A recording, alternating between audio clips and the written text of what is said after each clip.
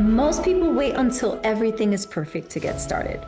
My guest today didn't. He built multiple businesses, created opportunities out of nothing, and turned relationships into real results, all while figuring it out as he went along.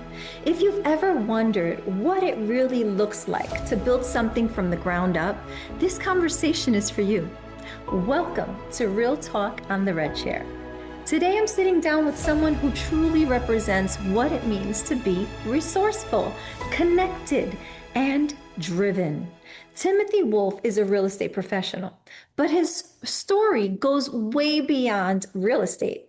From launching a successful dog grooming business with his wife, to managing catering halls, stepping into real estate, and closing 5 deals in 1 week. Timothy is a builder of people, of businesses, and of opportunities. And what I love most about his story is that it's rooted in community, creativity, and showing up as your authentic self. Timothy, thank you for joining me today. Hello, how are you? Thanks for having me. I'm absolutely wonderful. So let's start off because your journey did not start in real estate alone. It started with a vision, a partnership, and a leap of faith with your wife. Take us back to that moment. What made you say, let's build something of our own? Well, yeah, it's funny you ask, but I had just met my wife. She was in a little bit of a transitional phase in her life. She just lost her mother, and I met her at a great time in terms of, I was able to be there for her. But long story short, she loved dogs. She didn't know what she wanted to do. I always had that business, that entrepreneurial mind. And so I literally went out and leased the space. We agreed, we found it. It was the first spot we saw. And she signed up for dog grooming school, and off she went. And we hired someone from that school, made some connections. I started advertising on Facebook Marketplace to get business. And I tell you what, we filled that schedule up for the first year right off the bat before we even opened. And it was really, it was a very fun trial and error period. And it worked out. Yeah, well, what did that early grind really look like behind the scenes? I mean, it was a lot personal. So a lot of my clients who came in, I sold them. I was really into it. It was my first business. I had my heart in it. My wife loved the dogs. This was my first business, my real thing. So I won the people over. So regardless of what happened, they stayed with me. And a lot of them are still my customers today. But yeah, it was a lot of work in the beginning. We had our late days, our 10, 12-hour days. We built the business quick, and then kind of just figured it out all along the way. Yeah, well, you mentioned using Facebook Marketplace and community groups. What did you learn early on about attention and connection? Yeah, well, honestly, I was amazed at the success I had. I'd never done something like this. And well, I knew if I could get in front of people and they would give me a try, I could win them over. With my personality, with our business, my wife was a great groomer. And we had a good thing going, and I just knew if they could give me a shot, I would earn their trust. And at what point did you realize this is actually working? I'd say it was pretty early on. I mean, I was kind of sidetracked just with staying busy, but I knew we were onto something. We had a lot of positive feedback. People raved about us online. People were fleeing out of PetSmart and, starting going to local, and we really built, a really good reputation within my community. So I'd say it was a couple of years in that I realized that we'd be here to stay. Nice. That right there, that's the difference between people who think about it and people who actually build something. Yeah. Well, you built a reputation so strong that you became a staple in your community. And that doesn't happen by accident. What do you think people felt from you that made them trust you and keep coming back? I mean, I try to be genuine in everything I do. So I was honest and open with them. Sometimes, your customers aren't going to be happy. Sometimes the dog's haircut's not exactly what they wanted. But, I dealt with it. It was, my baby. And anything that came up, I would do what I have to do to keep their business, whether it take a money hit, give them something for free, whatever. And it worked. And, we got it right. And we were really lucky. We have a really big, loyal fan base that support us. Well, you talked about being genuine, right? How important has authenticity been in your growth? I'd say pretty big. I mean, I'm just starting to see the impact and the results from previous work. It's like a delayed gratification, and it's all coming in at once. And I'm getting a lot of positive reviews because sometimes I'm too honest, a little too upfront, but I shoot straight, and I am. I truly just try to be the best person I can and try to help in any way I can. Understood. So, what would you say to someone trying to figure out how to get clients right now? I'll tell you what, I say collaborate with people who have done it. Go out into your community and just ask for help. That's something I didn't do. I learned along the way. I did everything myself in the beginning, and it still worked, but it was a lot harder to grind without the help. And once I realized that there's a lot of people who have done this before and can help you and that want to help you, why not ask them? It kind of just makes sense. No reason to recreate the wheel. But people don't buy because of your script, they buy because of how you make them feel.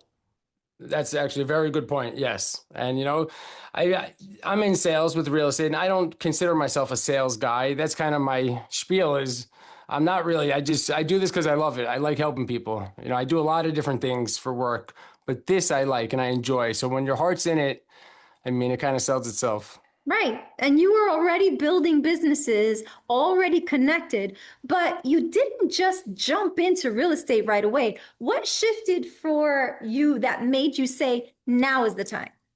It's funny you say that. My wife's friend had just worked for the company that I was friends with, the Rand Realty, and she was doing great. She took off, and I was like, I have all these great connections, and I could be doing that. So I signed up, and I did the course, and it just, it clicked. Speaking of, you said it took almost a full year to get licensed. What kept you going? Yeah. Because that happens to a lot of agents. I was busy with the dog business, still growing, so I didn't make it a priority. I knew that both businesses would be there to stay, so I kind of took my time with it. And yeah, then I realized the course was expiring in a month, so I had to pull nights, 5-hour days, and I finished it that week, passed the test, and here we are today. So, what did real estate unlock for you personally? Whether you believe it or not, I used to be very shy, very reserved, very modest, and I mean, but having put myself out there a little bit on the social media and getting people to like you, as part of your business, they need to trust you. People do business with people they like, they know, or they trust. Correct. And so I did. I became someone that people could like and trust, and I let them get to know me, sometimes too much, but yeah. Well, in your first year, and you closed 5 deals in 1 week. Let's be real. That's Yeah. not normal. That's what my coach Tom calls an outlier. What created Yeah. that momentum? I don't know. It just everything started to click, and I felt it. It was really unique and really a rewarding experience because I actually got one of the calls while I was out at a team meetup, a happy hour with all my managers and all experienced agents. And I got the call and I said, hold on, guys. I put it on speaker and I let them hear your offer was accepted. You guys got the house. And everyone was all cheering me on. And, I was just like the center of attention for that minute. People were amazed and it felt great and genuine. And I think that's when it clicked. Yeah. So, what were you doing consistently that people didn't see? Um, I, I try to stay busy on the social media, but I really shine in person. So I got myself in front of people. So whatever I had to do, host open houses, just being at my dog grooming business each day really helped because I got the chance to see, 10 new people a day and just let them know that, I'm in real estate as well. And just, being genuine with these people and offering my help with expecting nothing in return. And that's it. Okay. So, what changed in the last few months where things really started clicking? Really selling. I don't know. I almost like I stopped trying. And in the beginning, I was real, I need this deal. I need this to happen. And a few months ago, I said, it's going to happen. Let me just be patient. And once I had that attitude, it just all started coming in. It was kind of funny. So when you said you really stopped trying, did you make, when you say that, or is it stop trying to be salesy or just being more genuine about your service? Yes, I'm sorry. I should have clarified. When I stopped making like everything about each deal, like I have to do this or I have to do that. And I just not caring so much in the fact of regardless of the outcome, I'm still going to give it my all. These people are still going to get my best, even though I don't think they might buy a house now. And once I did that and I didn't care, it started all clicking and all working. And what was like your consistent routine on a daily basis?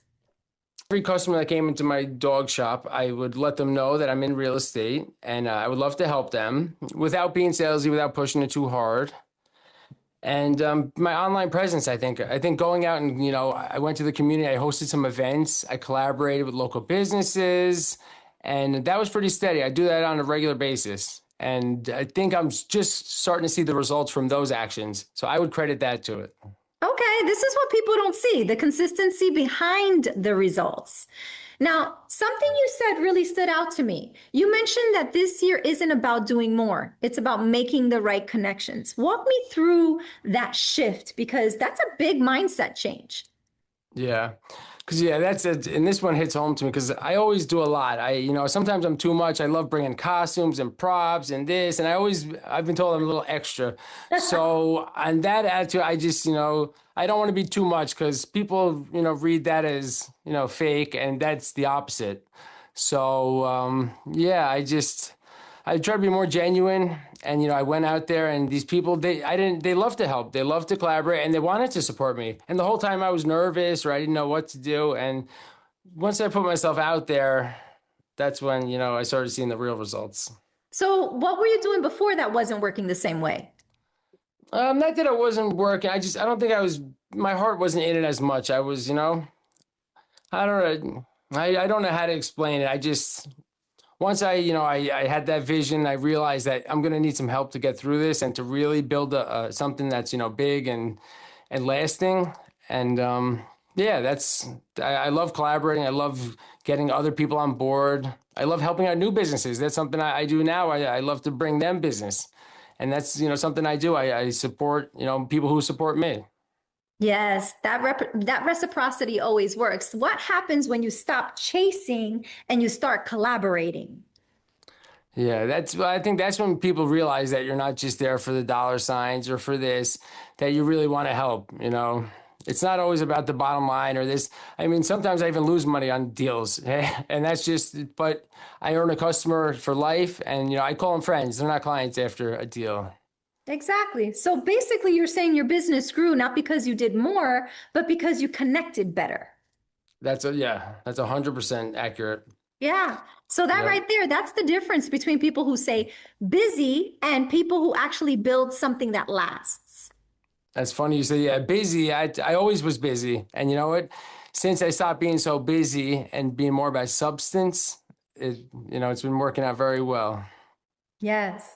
Well, I have to talk about this because I love this. You've done everything from events, thrift pop-ups, even dressing up, as you said, like the Easter Bunny and turning that into a business. That's not just hustle, that's creativity. Where does that come from? I don't know. I remember that. Yeah, I had the costume. My wife bought me the Easter Bunny costume, and we had a picture. I had a thought. I put an ad out. Next thing I knew, I was dressed as the Easter Bunny, going around town for the kids. But I loved it. I loved being, that not the center of attention, but making people happy. Bringing people together over something. And that was a fun one. Why do you think that being different worked so well? I mean, in a day of, everything's on social media and you see all these things, I just think people connect more when you can, drop the facade and really, listen, we all make mistakes. We're human. And when people see that and they can see your authenticity. Yes, absolutely. You can see it. What would you say to the agents who are afraid of putting themselves out there? Yeah, I wish I could say this to myself a few years ago. Just do it. Just get over it. The first time's the hard. Make that post, make that video, ask that person for help, and just get on with it. Because you're going to need to be successful and to grow and to scale. You need to partner. You need to put yourself out there. Or if not, you need to meet the right people who do that stuff. So either way, it's just get it over with. Absolutely. I mean, you didn't wait for permission, you created opportunity.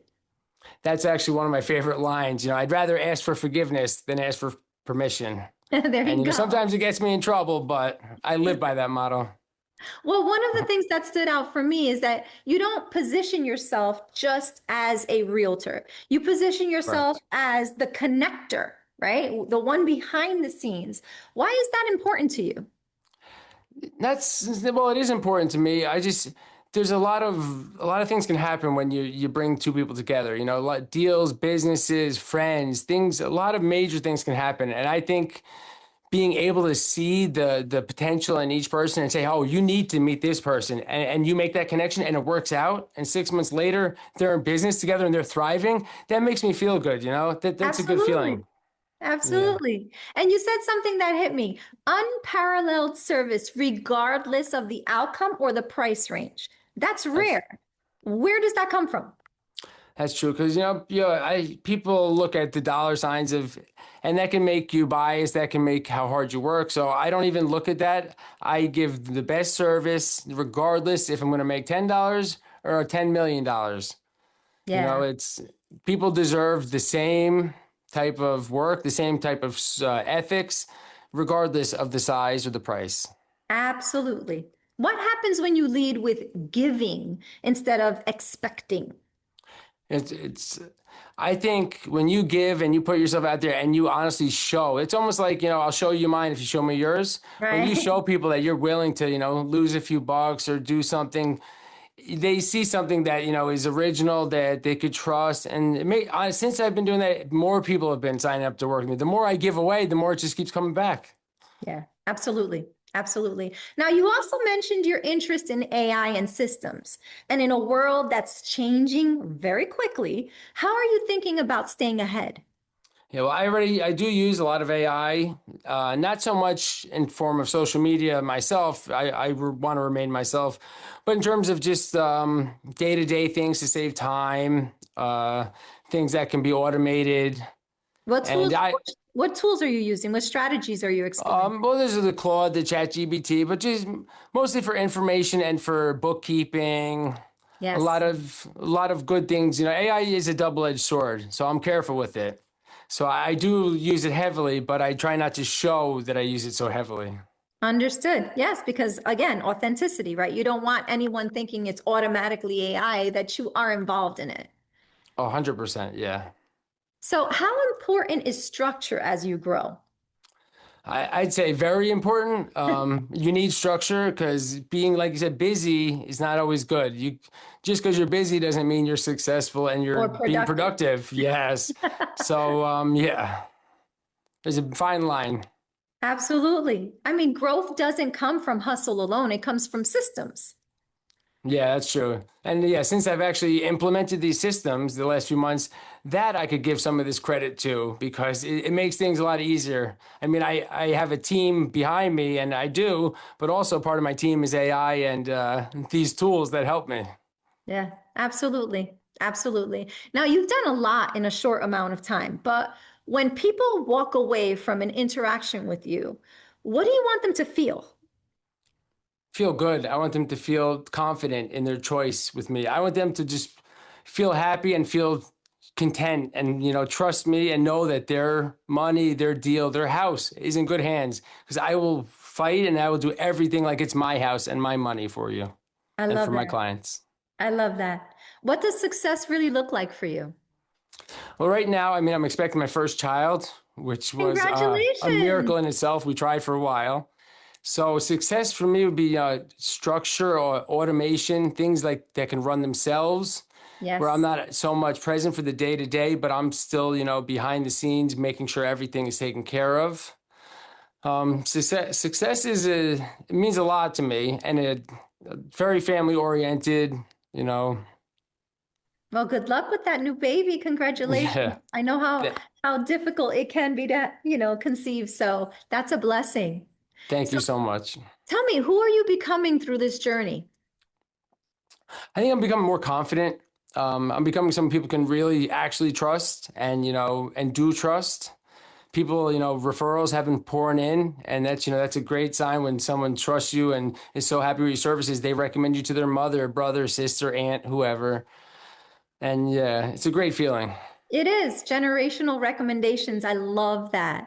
So tell me something, Tim. If someone is watching this right now, maybe they're stuck, maybe they're waiting, maybe they're overthinking, what would you say to them? I'd say now is the time. There's no time like the present. I mean, if you need help, any advice, reach out to me, someone like yourself. And sometimes people just need encouragement, just need help with that first, jump, that first leap of faith. And I would say take it and don't look back. That's it. And you'll thank me and you'll thank yourself in the future. I love that. Timothy, I just want to say thank you, not just for your time, but for your honesty, your energy, and the way you show up. Your story, it's a reminder that you don't need everything figured out to build something meaningful. You just need the courage to start and the consistency to keep going. So I truly appreciate you sharing this with me today. Thank you so much. And I appreciate you having me. It was a pleasure. I love what you're doing. And we'll see you guys soon. Yes, thank you so much. Thank you so much. It has truly been a pleasure. Thank you so much. This is exactly why I created Real Talk on the Red Chair. Real conversations, real stories, real people building real lives. Timothy's story is proof that you don't need everything figured out. You just need to start. You have to stay consistent and stay true to who you are. Listen, if you're watching this and you're still waiting for that perfect moment, this is your sign. Start messy, start scared, but just start. Because stories like this don't happen by accident. They happen by decision. Make sure you like, you comment, and share this with someone who needs to hear it. And don't forget to subscribe. I'm Jessica Rojas, and this was Real Talk on the Red Chair.